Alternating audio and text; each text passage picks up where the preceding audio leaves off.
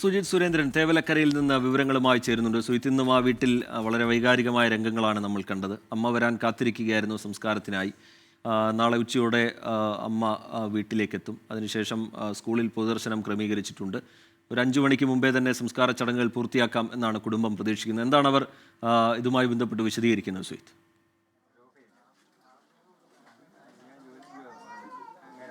അതെ റിജിത്ത്, നാളെ 5 മണിയോടുകൂടി സംസ്കാര ചടങ്ങുകൾ പൂർത്തിയാക്കാനുള്ള ഒരു തീരുമാനത്തിലാണ് ആ കുടുംബമുള്ളത്. ഇപ്പോൾ ശാസ്താംകോട്ട ആശുപത്രിയിൽ മോർച്ചറിയിൽ സൂക്ഷിച്ചിട്ടുള്ള മൃതദേഹം രാവിലെ 8 മണിയോടുകൂടി തന്നെ എടുക്കും. അതിനുശേഷം 10 മണിയോടെ സ്കൂളിൽ, തേവലക്കര സ്കൂളിൽ പൊതുദർശനത്തിന് വെച്ച ശേഷം അതിനുശേഷമാകും വീട്ടിലേക്ക് കൊണ്ടുവരിക. എന്തായാലും ഇന്ന് കുവൈറ്റിൽ നിന്നും അമ്മ 9 മണിയോടുകൂടി നാളെ ഉച്ചയ്ക്ക് 1 മണിയോടുകൂടി വീട്ടിലെത്തും. ഇന്ന് കുവൈറ്റിൽ നിന്നുള്ള വിമാനം രാവിലെ 9 മണിക്കാകും കൊച്ചിയിലേക്ക് എത്തുക. അതിനുശേഷമാകും അവിടെ നിന്നും പുറപ്പെട്ട് ഇവിടേക്ക് എത്തുക. ഈ അമ്മയ്ക്ക് രാവിലെ ഇവിടേക്ക് എത്തുന്നതിന് സമയത്തിനനുസരിച്ച് ഇവിടെ കൃത്യമായി എത്തുന്നതിനുള്ള ക്രമീകരണങ്ങൾ ഒരുക്കാനുള്ളൊരു നീക്കവും നടക്കുന്നുണ്ട്. അത് MLA-യുടെ ഇടപെടൽ, കോവൂർകുഞ്ഞൻ MLA അതിനുള്ള ഇടപെടൽ നടത്തുന്നു എന്നാണ് മനസ്സിലാക്കാൻ സാധിക്കുക. കാരണം ഒരു പോലീസ് ഇതിൽ അകമ്പടിയോടുകൂടി ഇവിടേക്ക് എത്തിക്കാനുള്ളൊരു നീക്കമാണ്. അത്തരം കാര്യങ്ങൾ MLA ഇടപെട്ടിട്ടുണ്ടെന്നാണ് മനസ്സിലാക്കാൻ സാധിക്കുന്നത്. ഇപ്പോൾ MLA നമുക്കൊപ്പം ചേരുന്നുണ്ട്. MLA, ഈ അമ്മയ്ക്ക് സമയബന്ധമായി ഇവിടെ എത്തിച്ചേരുന്നതിനുള്ള ക്രമീകരണങ്ങൾ ഒരുക്കാനുള്ളൊരു നീക്കം നടക്കുന്നതായി മനസ്സിലാക്കുന്നുണ്ട്. എങ്ങനെയാണ് അത് ക്രമീകരിക്കുക? മിഥുൻ്റെ അമ്മ നാളെ രാവിലെ 8:50 നെടുമ്പാശ്ശേരിയിൽ എത്തിച്ചേരും. അപ്പോൾ അവിടുത്തെ എയർപോർട്ടിലെ ഫോർമാലിറ്റീസ് എല്ലാം കഴിഞ്ഞതിന് ശേഷം ഇവിടുന്ന് ഒരു വാഹനം പോകുന്നുണ്ട്. ആ വാഹനത്തിൻ്റെ നമ്പർ പോലീസിന് നോട്ട് ചെയ്ത് കൊടുത്തിട്ട് എസ്കോർട്ട് സംവിധാനം ഏർപ്പെടുത്താനാണ് ഇപ്പോൾ ഉദ്ദേശിക്കുന്നത്.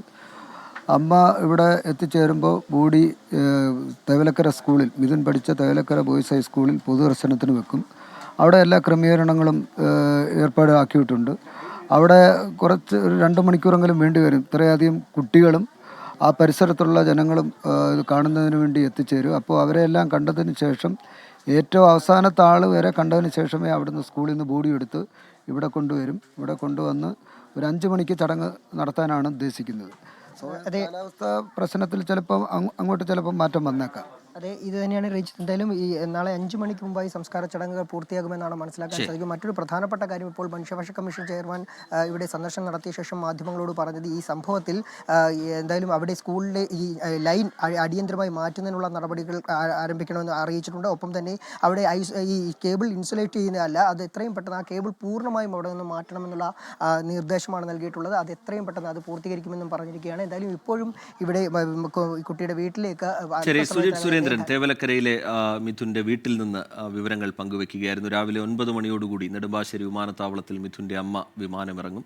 അതിനുശേഷം 1 മണിയോടുകൂടി വീട്ടിലേക്ക് എത്തിച്ചേരും എന്നാണ് മനസ്സിലാക്കുന്നത്. അതിന് മുന്നോടിയായി തന്നെ രാവിലെ 10 മണി മുതൽ തന്നെ തേവലക്കര സ്കൂളിൽ മിഥുന്റെ മൃതദേഹം പൊതുദർശനത്തിന് വയ്ക്കാനും 5 മണിക്ക് മുമ്പ് സംസ്കാരം പൂർത്തിയാക്കാനുമാണ് കുടുംബം ആലോചിക്കുന്നത്.